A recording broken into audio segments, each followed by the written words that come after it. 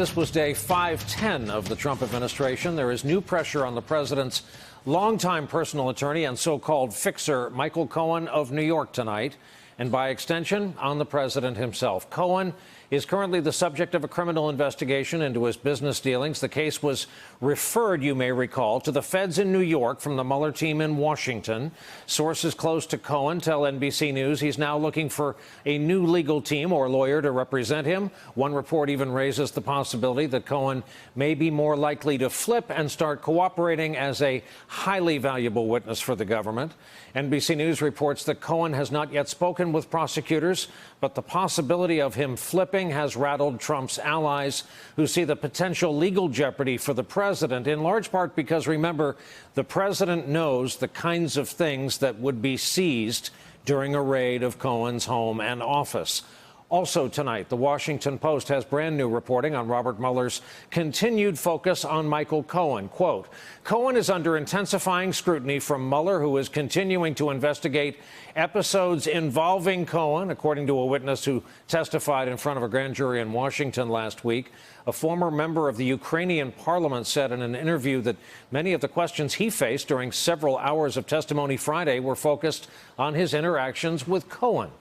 The Post writes that the witness met with Cohen in January 2017 to discuss a back-channel peace initiative for Ukraine. Also reports that witnesses told the paper, quote, I realize that Michael Cohen is a target of special interest to Mueller. Rudy Giuliani, the de facto spokesman for Trump's legal team in the Russia matter, is speaking out about Cohen tonight. He first told NBC News' Kristen Welker, quote, I have no information suggesting Cohen is going to flip, and there's nothing involving the president, even if he did, and therefore I'm not concerned.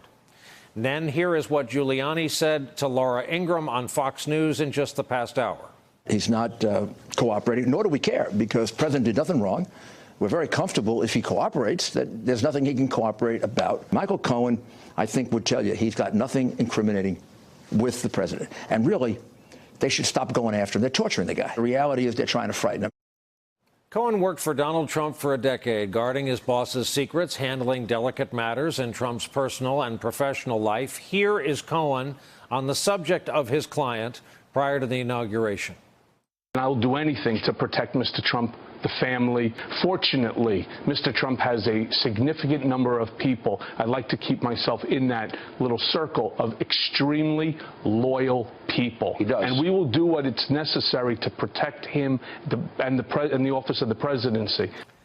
That raid of Cohen's home and office a few months back yielded a large trove of documents, in addition to numerous cell phones and computers, which the feds are using to try to figure out if he broke the law during any of his business activities, including paying out things like hush money to porn star Stormy Daniels, who claimed to have an affair with Trump. While Cohen described his relationship with Trump as offering protection, here's how Trump described it. Michael would represent me and represent me on some things. He represents me like with this crazy Stormy Daniels deal. He represented me. And, you know, from what I see, he did absolutely nothing wrong. We also know that Cohen was paid by a company with ties to one of Russia's wealthiest oligarchs, Viktor Vekselberg, who reportedly met with Cohen both during the transition and at the inauguration. Throughout the 2016 campaign, Cohen worked on a then-secret project to build a Trump Tower in Moscow, and his name appears in the Steele Russia dossier as a link from Trump's inner circle to Kremlin agents. That's a lot, so let's bring in our lead-off panel on a Wednesday night in Washington. Shannon Pettypiece, White House correspondent for Bloomberg. Here in New York, Nelson Cunningham, former assistant U.S. attorney in the Southern District of New York, who worked under Rudy Giuliani and alongside James Comey, among others. He's also the former general counsel at the White House Office of Administration under President Clinton and happens to be the former general counsel for Senate Judiciary Committee.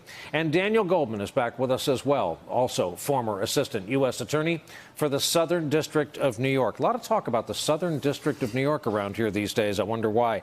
Hey, Shannon, bring us up to date on your latest reporting on Michael Cohen and the reporting out there today that what he's looking for in a lawyer is exactly what we have at this studio in New York, people with experience in the Southern District of New York. Well, that could be what he's looking for right now. The indication we got was that he needed someone to help him through the next phase of this case.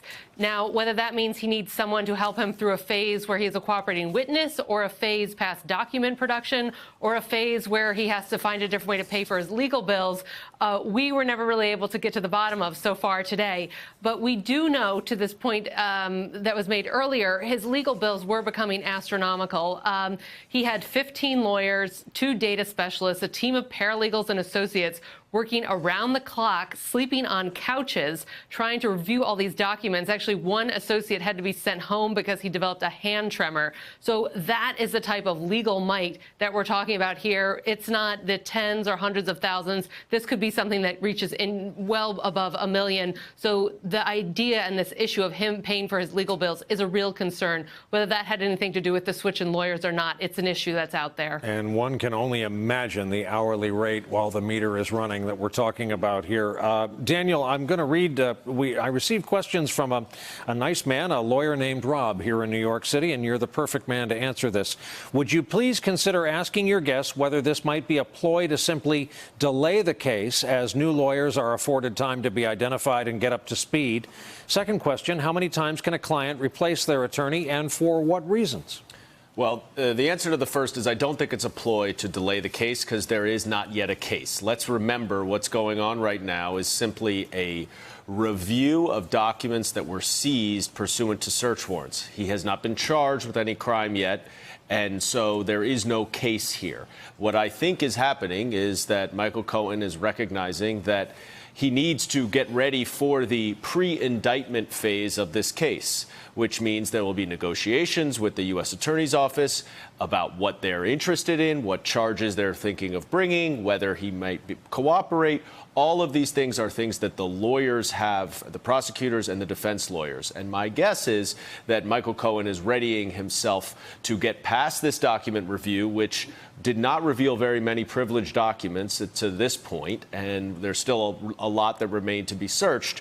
But he's starting to get ready for the big time, which is what actually happens with the case and whether he is charged. Nelson, is there anything unusual thus far in all your experience as you listen to us recite the details of this case? Is it unusual he hasn't met with the feds? Anything unusual yet? Well, first of all, we don't know for a fact whether he has met with the feds. Mueller's team, of course, has been very quiet. The Southern District of New York, which is handling the other part of the case, is also being very quiet here. We simply don't know. Every criminal case, 7/8 of it are underwater, like an iceberg. We only see the tip that's above the water. It is unusual at this moment that Cohen would be looking to change lawyers. Perhaps it's the money, as many of us suspect. But don't forget, until now, the Trump campaign was paying Cohen's legal bills. We learned from campaign finance documents released a couple of months ago that the Trump campaign paid $228,000 toward Michael Cohen's legal bills for October to January. And we'll learn in a couple of weeks when they put out their next campaign finance filings how much more they will have paid for Cohen's legal work.